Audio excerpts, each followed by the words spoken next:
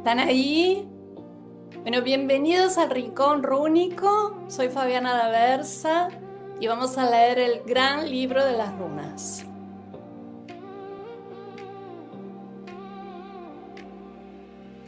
¿Empezamos? Frey. Cuando Frey se enamoró de Gerda, la hija de la ogresa, a la que vio desde el nido de Odín, se enfermó de amor y los dioses creyeron que era el final de todo. La naturaleza moría día tras día y poco quedaba de la vegetación cuidada en el jardín de los haces.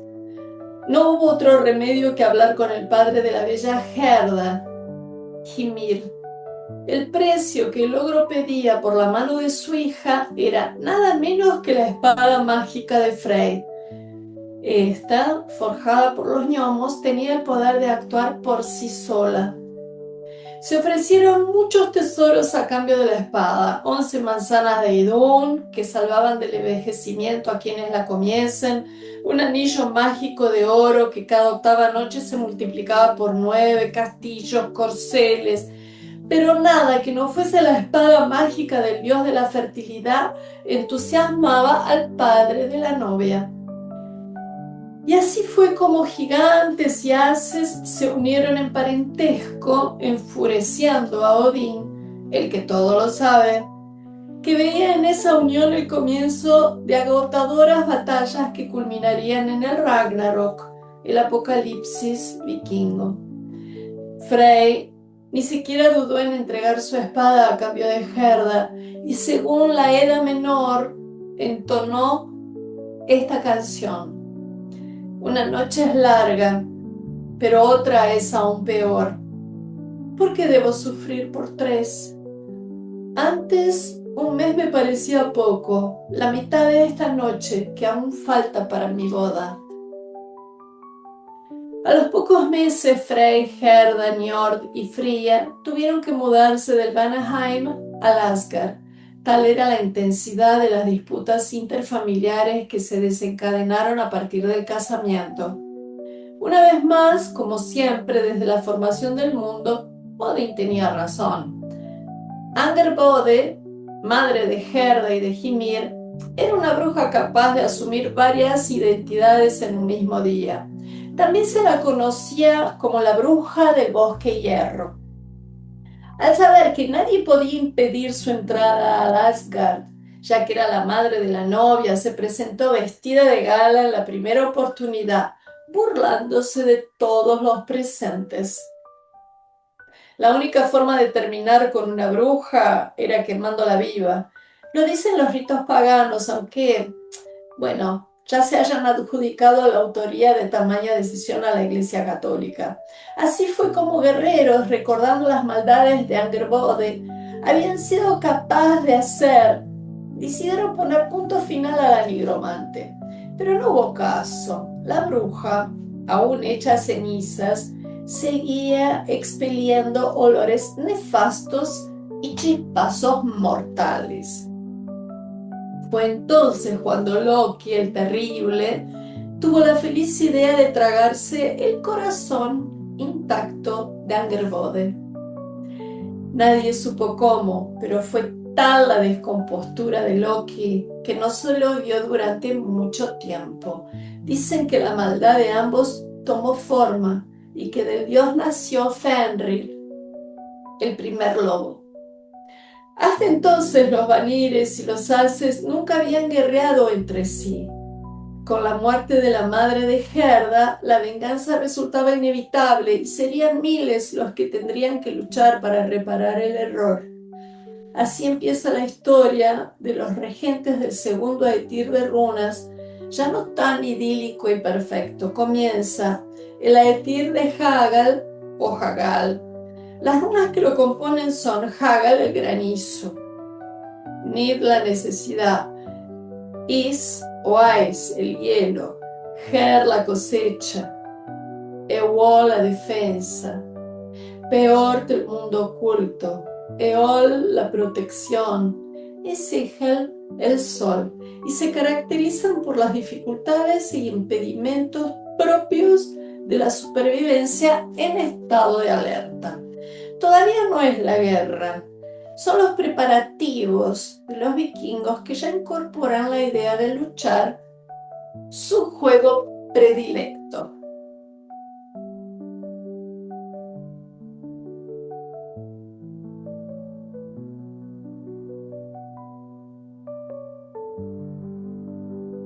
Loki. Para hacerse aún más creíbles, los arquetipos de los dioses y diosas nunca son totalmente buenos o malos. Conviven humanamente. Los conceptos de honradez y picardía, humor y seriedad, bondad y pasión. En el caso de Loki, su porcentual maligno supera ampliamente su lado dócil. Su belleza no era del todo perfecta como la de Balder, pero atrapaba. Cuentan que a Odín le gustaba la presencia de Loki, como un chico, las travesuras. Los distintos nombres con los que se lo conoce son malvado compañero inseparable de los haces, dios taimado, ladrón de las trenzas de Sif y saqueador de las manzanas de Idún. Primeramente fue conocido como un demonio de fuego. Su padre, Farbauti, el creador del fuego, y su madre, Lofre, la isla de los bosques, dan una idea del desastre que nacería de esa unión. El mismo nombre Loki deriva de la raíz germánica que significa llama. Loki es el padre de la serpiente que rodea el mundo, Jormungandr, del lobo Fenris, de la diosa Hel. Odín, cuando supo de la existencia de esas horribles criaturas, las hizo llamar. A Hel le dio el reino de las profundidades, lugar en donde descansan los que murieron de vejez o enfermedad. La serpiente la tiró al océano, donde mordiendo su propia cola mantiene unido al mundo.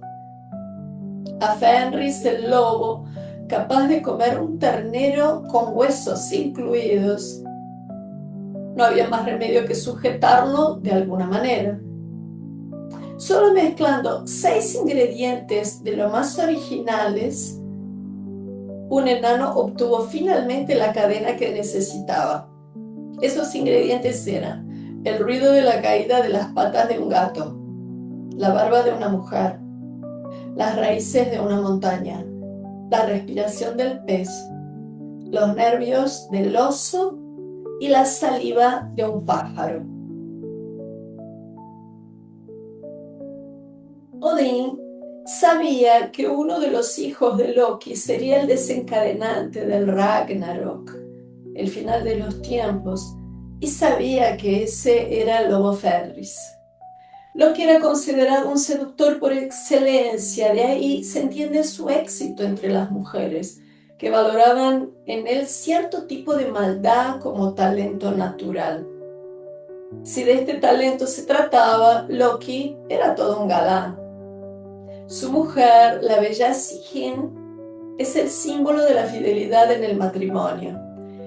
Desde la condena de Loki por el asesinato de Balder, cuando se lo sentenció a la pena de vivir atado a una roca, mientras una serpiente lo tortura con gotas de veneno que caen sobre el cuerpo, la pobre Sigyn pasa el tiempo juntando veneno en un pocillo. Durante los segundos que demora en vaciar el pote lleno, algunas gotas caen sobre Loki, y es entonces cuando la Tierra se ve sometida a los terremotos. Hay mucha controversia con respecto al desarrollo de la figura de Loki el mal. En el banquete de Aeger de la vieja Edda, Loki llegó a recordar a Odín. ¿Te acuerdas, Odín, que en las mañanas de los tiempos mezclamos nuestra sangre? Entonces aseguraste que jamás beberías una bebida si no me lo ofrecían también a mí. Estudiosos como Bergua, Nidner, Branston aseguran que el pacto de Loki y Odín fue un pacto de sangre y por lo tanto de hermandad. Nuevamente la ironía forma parte de la historia de los humanos, representados en la mitología por los haces, dioses, semidioses, castigando a Loki, se estaban castigando a sí mismos. La traición a la palabra dada por Odín pone a los haces en descubierto. Según Heinrich Niedner, con la giganta Angerbode, la que produce tristeza, tuvo al lobo Fenris. Odín se une a una fuerza gigantesca de la naturaleza, pero la hace desarrollarse, ennoblecerse y elevarse. Loki se une a la materia, pero con esa unión solo hace que se desarrolle el principio malo, que se expresa entonces en toda clase de fenómenos terribles. El mar lanza sus olas contra el cielo, se precipita sobre la tierra, el aire tiembla, luego la niebla y los vientos huracanados, etcétera, etcétera. Otro nombre de Loki es Loder o Lopter, el aéreo, aire caliente e inconstante en el idioma alemán. Entre los haces lo culpan por el robo de las manzanas de Idún, por cortar los cabellos de oro de Sif, mujer de Thor, por el robo del collar de Fría, por la muerte de Balder y otras tantas faltas. Pero también es cierto que fue él quien ideó el rescate del martillo de Thor y dio a luz al Sleipnir, el caballo de 8 patas de Odín. La leyenda es que después de la batalla de Asgard, tras la muerte de Angerbode, las murallas que los circundaban quedaron literalmente destruidas. ¿Quién repararía semejante estructura? Un caballo encantado, Svaldifari, su dueño, un gigante albañil, se propusieron hacerlo. Ambos prometieron entregar el trabajo antes del verano, pero con una condición casi obsesiva: la mano de Freya. Los haces estaban prontos a negarse cuando Loki dijo que se haría cargo de la situación, sin tener que entregar a Freya al gigante. Él aseguraba que el trabajo no podría ser entregado a tiempo y que si era necesaria una mano negra, él estaba dispuesto a darla. Pero la muralla crecía día tras día. Los haces estaban espantados de la potencia del animal y de las horas que pasaba el albañil e Isvaldifari reparando el muro. Faltaba muy poco para que Loki empezara a ponerse nervioso. Heimdall, el guardián de la muralla, eterno enemigo de Loki, un día antes de la fecha estipulada, lo obligó a tomar una decisión, costara lo que costase. Fue cuando Loki se transformó en una hermosa yegua y provocó a Svaldifari, que derribó al albañil, quien tuvo que abandonar la obra por razones de fuerza mayor. Loki, la hermosa yegua en celo, volvió semanas después agotado y en algunos meses dio a luz al Sleipnir, el caballo preferido de Odín. Así se salvó Freya nuevamente de ser llevada a Jotunheim, la tierra de los gigantes.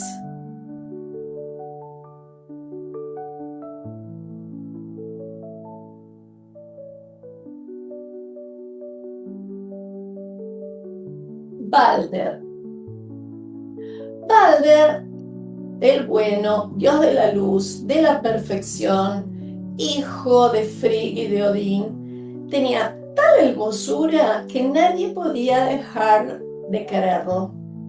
Rayos de luz salían de su cuerpo y su sabiduría solamente podría ser comparada con la de su padre.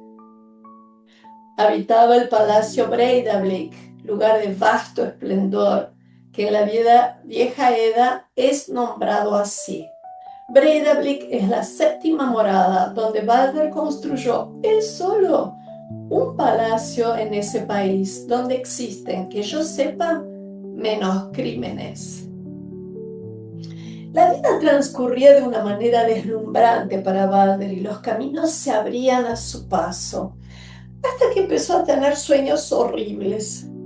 En ellos sentía que le quedaba poco tiempo, que alguna tragedia lo llevaría a la muerte. Frigg, su madre, Asustada con los presentimientos, hizo prometer a todas las cosas animadas e inanimadas que existiesen en el Asgard que jamás dañarían a su hijo. Así la piedra, el fuego, los espinos, las lanzas y sus guerreros, martillos, todo, absolutamente todo lo que lo rodeaba, juró no hacerle daño a Balder, el bueno. Y se organizó una gran fiesta para que todos comprobasen que nada afectaba al dios y que las pesadillas habían sido vencidas. Los invitados se divertían en tirarle los más variados objetos a Balder y efectivamente nada parecía dañarlo. En la punta de la mesa, Loki observaba, enfermo de celos por la inmunidad santificada de Balder. No pudo contenerse. Se transformó en una íntima amiga de Frigg y pidió que le contara el secreto del juramento. Frigg, entre risas, contó que a la única cosa a la que no había podido hacer jurar, porque era demasiado joven y vivía lejos, era el muérdago. De inmediato, Loki salió en búsqueda de la madera desconocida. Sabía que estaba al oeste de Asgard y la encontró. Como las maldades generalmente se encomiendan, hizo una lanza de muérdago y pidió a Hod, el hermano ciego de Balder, que se la arrojara, y fue cuando Balder cayó muerto.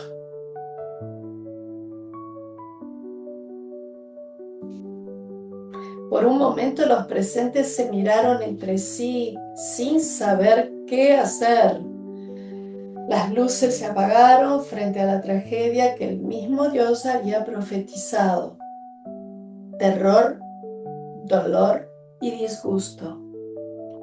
Hermod el Ágil, también hermano de Balder, decidió pedir la devolución de su alma en el reino de las profundidades, en la casa de Hel. Con su dolor a cuestas, marchó hacia allí, donde Hel dijo no tener ningún problema en entregar a Balder, con la condición de que todos los humanos, gigantes, gigantas, ogros, ogresas, enanos, dioses, gnomos, lo llorarían. La noticia alegró a Frigg. Había una remota esperanza, conseguir que todos lloraran por su hijo. Como generalmente sus pedidos eran cumplidos, Frigg mandó mensajeros por todo el mundo pidiéndoles en llanto, y solamente una única giganta contestó: Thok llorará chispas de fuego por la muerte de Balder. Ni en vida ni en la muerte me ha dado ninguna alegría.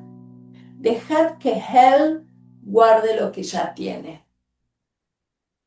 Se supone que Thok era nada menos que Loki con otra máscara. Hel no permitió que Balder volviera a Asgard. El cuerpo fue quemado en su barco Ringhorn. La pira funeraria ardió por varios días y muchos voluntarios, entre ellos Nanna, hija de Neb y mujer de Balder, partieron a Hel. Ahora empezaría la caza de Loki, ya desaparecido. Sabía que no lo perdonarían jamás, porque esta vez había dejado en tinieblas a media humanidad. Tyr. Tius para los germanos del norte, Ziu para los del sur, Tiu para los sajones y Tyr para los escandinavos. Su nombre proviene de la raíz sánscrita Diaus, transformada en Zeus por los romanos y en Deus por los latinos. Su culto es anterior al de Odín y su consigna es el valor. Su runa, Tyr, fue encontrada en los yacimientos arqueológicos, grabada en las empuñaduras de espadas, lanzas, cuchillos. tenía la finalidad de ayudar a vencer al enemigo en la guerra. La valentía de Tyr ocupa el primer lugar en el escalafón de los dioses. Por eso, rápidamente lo asociaron con Marte, el dios romano de la guerra. De Tyr sacaron los ingleses Tuesday, que en una transposición del latín sería Martis Days, el día de Marte. No eran pocas las tribus que se pintaban la runa de Tyr sobre el cuerpo antes de la batalla. Este acto mágico confería la fuerza necesaria para retornar con vida. Su color es invariablemente el rojo, su piedra el rubí y el día de culto el martes. La diferencia entre el dios de la guerra romano y el escandinavo es el concepto de lealtad. Para los pueblos del norte europeo, Tyr no solamente es el valiente, sino que es el justo. Sella pactos y cuida que se cumplan.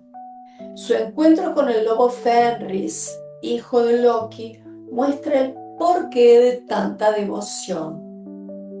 Sabiendo que el lobo no se dejaría probar la cadena indestructible hecha especialmente por el enano para someterlo, Tyr lo desafió a una prueba de fuerza y dejó su mano en la boca del lobo como garantía de que no era una trampa, sabiendo que si la cadena era realmente mágica, perdería una mano.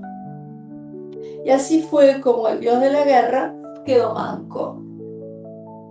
Las runas habían advertido que el lobo Fenris sería uno de los desencadenantes del Ragnarok, y no se equivocaron. A la larga dieron muestra de que sus predicciones habían sido precisas.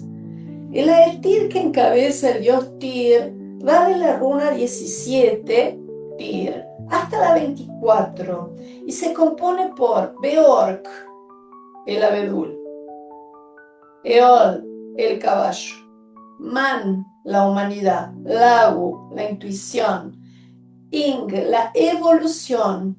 Su nombre es el del principal dios de los ingvevos, ubicado en las márgenes del mar Báltico. Daek, el día, y Otel, la sabiduría. Es una serie madura, evolutiva, que se inicia con el impulso de Tyr y termina con la prosperidad y sabiduría de Otel, pasando por la espiritualidad de Man y los poderes psíquicos de Lagu.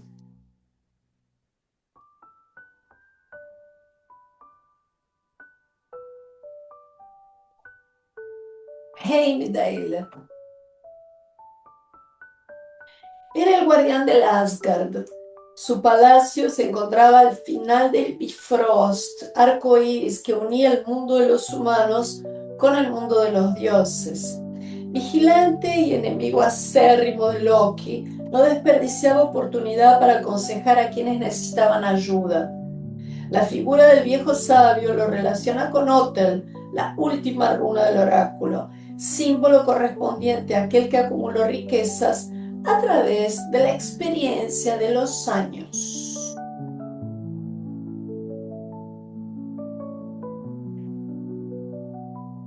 Cuenta el poema de Rick que en un viaje Heimdall pidió hospedaje a 3 matrimonios, uno en cada ciudad que visitó. Eran totalmente distintos entre sí, lo único que los unía era que ninguno de ellos podía tener hijos. Heimdall los bendijo y creó en ese acto la clase de los siervos, la de los campesinos y la de los nobles. El cuerpo enterrado bajo la tercera raíz del fresno del Yggdrasil se llama Hyalar. Ahí espera que Heimdall anuncie la última batalla en el reino de los Ases, el Ragnarok. En ese momento Loki será derrotado y también Odín, para que el bien y el mal puedan renacer nuevamente. Bragi, dios de los escaldos, poeta de las sagas heroicas, hijo de Odín con una humana, cuentan que Bragi vivió en el siglo IX y fue tan famoso que lo elevaron a categoría de dios. Idun, diosa de la juventud. De ella depende el panteón nórdico, ya que sin cuidados los Ases hubieran vivido como cualquier mortal, envejeciendo.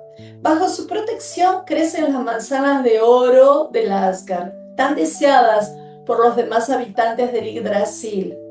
Loki, al ser atrapado por el gigante Thiazi mientras volaba con la capa de plumas robada a Freya, astutamente negoció su libertad. Prometió a su captor traerle a Idun, de quien el gigante estaba locamente enamorado. Pero para eso tendría que engañarla, diciéndole que había visto en Jotunheim manzanas mucho mejores que las de ella. El plan de Loki funcionó de maravilla. La ingenua Idun voló con él, que la entregó a manos de Thiazi.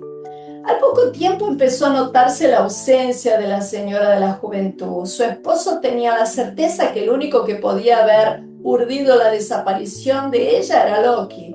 Varias veces amenazado con represalias porque el dios poeta se negaba a cantarle loas.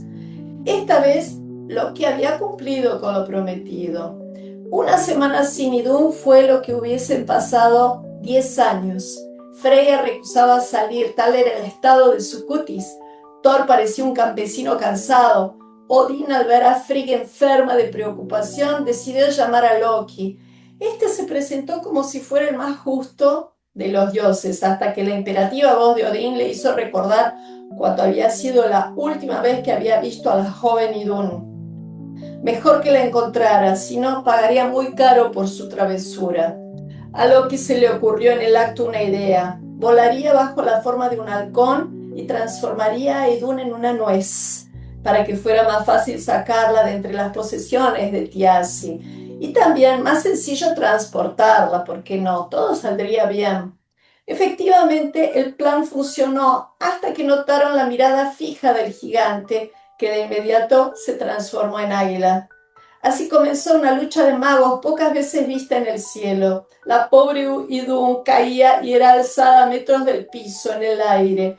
Los Ases, creyendo que era el fin para todos, decidieron hacer una enorme hoguera que quemó las alas del águila Thiazi, que cayó por tierra. De esa manera se libró Idun del gigante enamorado, pero faltarían años para que se librara de Loki, del terror del Asgard, capaz de cualquier artimaña para sacar las amenazas de sus enemigos.